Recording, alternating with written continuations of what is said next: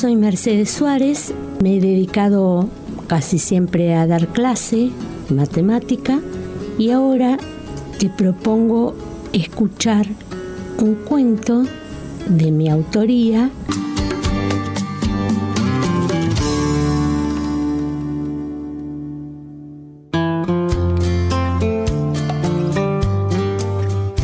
La Nefelibata. Crecimos en un barrio muy vistoso y arbolado, de casitas bajas. A ningún vecino, a ningún habitante se le ocurría edificar una vivienda que sobrepasara la altura de las restantes y mostrar ostentación o derroche. No se sabía si había más ricos que pobres. Ese también era un rasgo significativo hasta para los vecindarios de los alrededores. El apellido Bata, con B larga, era común en el barrio.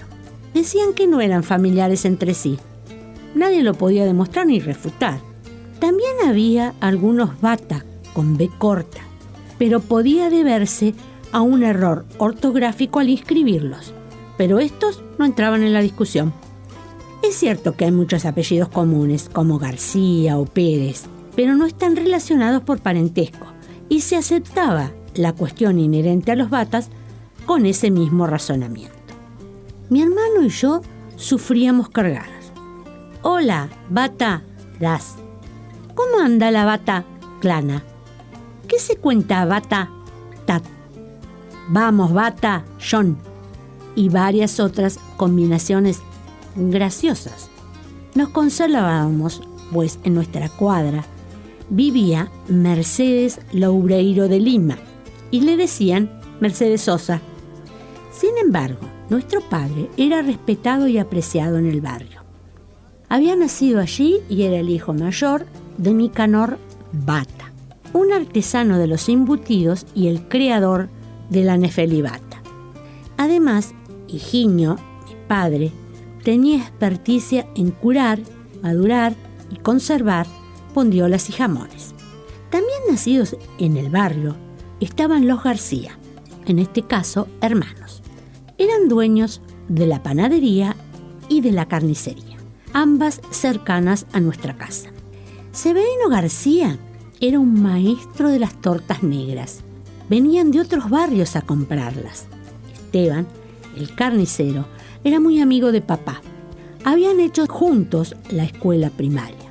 Por eso, y privilegiando la atención a su compadre, así se llamaban entre ellos, nos beneficiábamos con cortes de excelente calidad.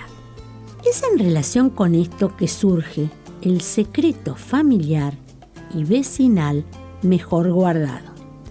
¿Cuál es la receta de la Nefelibata? ¿Cómo se hace? ¿Qué proporciones y de qué cosas contiene? El enigma es familiar, pues Nicanor, quien la había heredado de su padre, se la enseñó a papá y este a mi hermano. Y es vecinal, pues ni siquiera el carnicero Esteban, con su posición aventajada, tenía acceso a la misma. He escuchado a extranjeros que preguntan con relación a nuestra infusión nacional, el mate. ¿A qué sabe? ¿Sabe a café? ¿Sabe a té? Cuestiones muy difíciles de responder.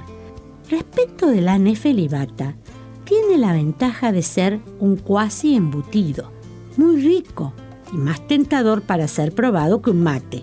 O sea, empíricamente y solo comprobarla, se podía aproximar una definición de ¿qué es una Nefelibata?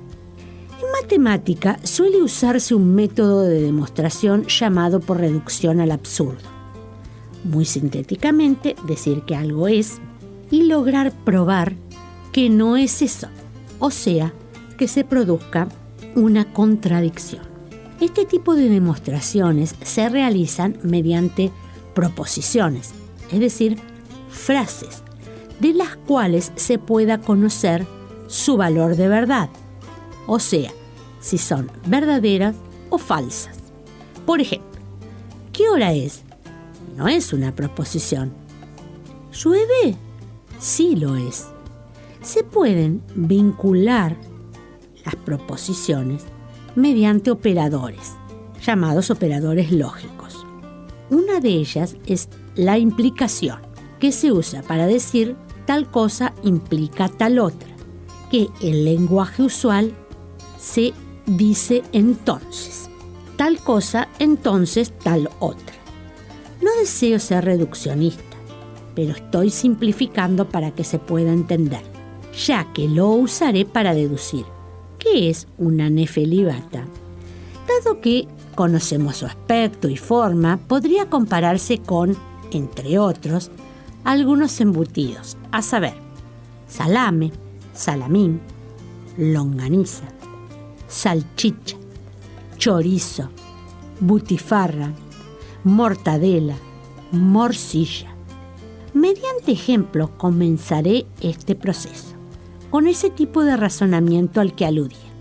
Puedo designar con una letra S, salamín, y con la letra M, la mortadela. El enunciado que debería probarse que es verdadero se expresa. Si es S, entonces no es M.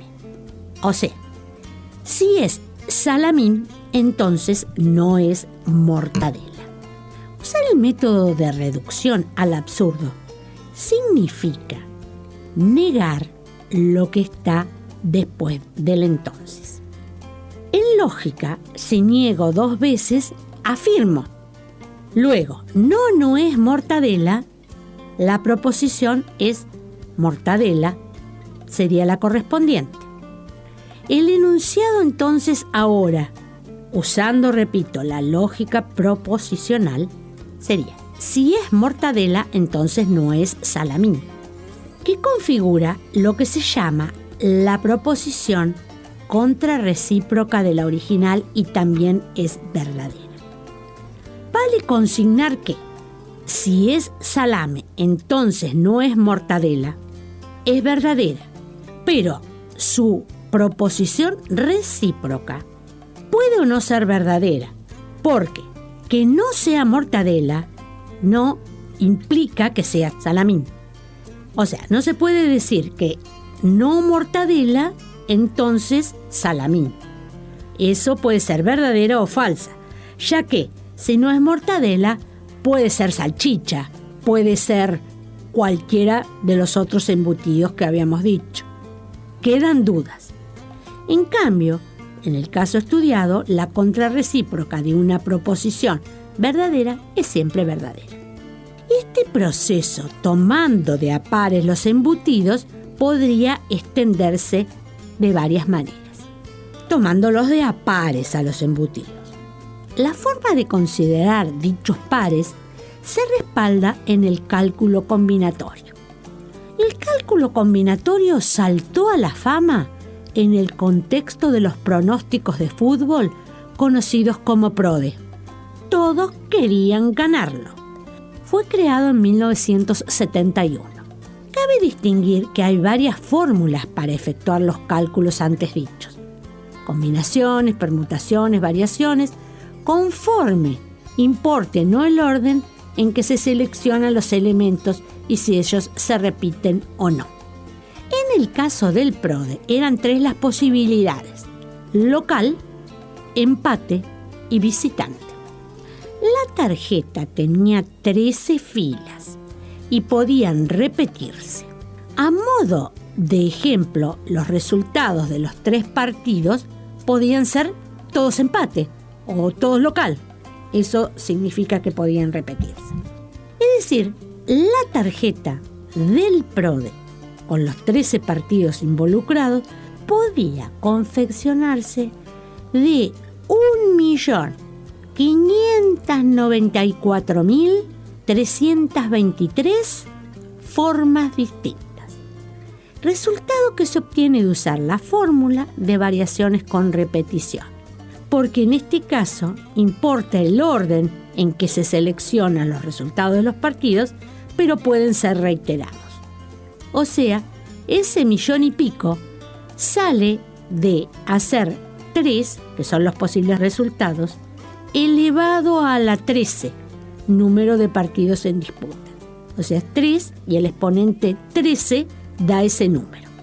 Volviendo a la nefelibata, tomando los elementos mencionados, salame, salamín, mortadela, etc., 9 en total, el cálculo debe realizarse mediante variaciones, pero en este caso sin repetición, porque no voy a decir si ese es salamín, entonces no es salamín. Se pueden construir 72 enunciados. Este proceso arrojará que todos y cada uno de los embutidos son distintos, incluida la nefelibata. La obtención de ese número también se llega usando una fórmula adecuada, distinta a la del caso del PRODE. En el entorno descrito, además de lo analizado, podemos utilizar o auxiliarnos del conocimiento empírico, o sea, el que nace de la observación y de la experimentación. Dicho en lenguaje usual, una nefelibata no es un chorizo, no es un salame, y así siguiendo, ya que no se ve igual a ellos ni sabe como ellos. El escollo es que desconocemos cómo se hace, pero que es exquisita lo es. Creo haber logrado, con herramientas adecuadas, demostrar la singularidad del objeto analizado. Por otra parte, mi psicóloga dice que debo tender un manto de piedad y no darle tantas vueltas a todo, nefelibata incluida.